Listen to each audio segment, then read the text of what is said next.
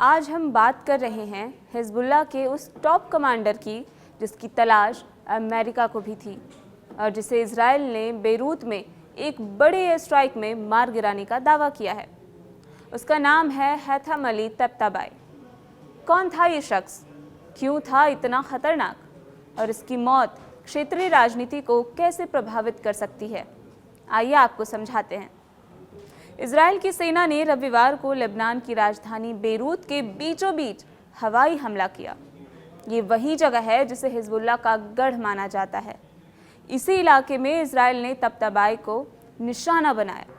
Israel लंबे समय से उसे खत्म करने की कोशिश कर रहा था और लगभग 10 साल बाद उसे पहली बार बड़ी सफलता मिली। इस ऑपरेशन को इजराइल के लिए बड़ी सैन्य उपलब्धि बताया जा रहा है क्योंकि तब्ताबाई नईम कासिम के बाद संगठन का दूसरा सबसे महत्वपूर्ण नेता माना जाता था। तब्ताबाई का जन्म 1968 में बेरूत में हुआ था। उसकी मां लेबनानी और पिता ईरानी थे। बहुत कम उम्र में ही वो हिजबुल्लाह का हिस्सा बन गया। धीरे धीरे उसने संगठन में अपना दायरा इतना बढ़ा लिया कि उसे हिजबुल्लाह का वास्तविक चीफ ऑफ स्टाफ कहा जाने लगा। उसने रेडवान फोर्स तैयार की। ये वही यूनिट है जिसका मकसद इजराइल पर हमले की योजना बनाना और उन्हें अंजाम देना है। सिर्फ यही नहीं, तब्ताबाई सीरिया और यमन में भी हिजबुल्लाह के विशेष ऑपरेशंस का नेतृत्व करता था। संगठन की नस्र, अजीज और बद्र यूनिट्स की जिम्मेदारी भी उसी के पास थी। ये वो यूनिट्स हैं जो सैदा से लेकर दक्षिणी लेबनान की सीमा तक फैली हुई थी। कहा जाता है कि तब्ताबाई गोलान हाइट्स के पास हिजबुल्लाह का सैन्य ढांचा बनाने में भी शामिल था। अमेरिका ने उसे 2016 में अपनी मोस्ट वांटेड आतंकियों की सूची में डाल दिया और 2018 में उसके बारे में किसी भी तरह की जानकारी देने पर $50 लाख का इनाम घोषित किया। यानी अंतर्राष्ट्रीय स्तर पर भी उसे बेहद खतरनाक ऑपरेटर माना जाता था। इजराइल का दावा है कि पिछले वर्ष जब उसने हिजबुल्लाह की टॉप लीडरशिप के कई हिस्सों को खत्म किया, तब तब्ताबाई का कद अचानक बहुत बढ़ गया।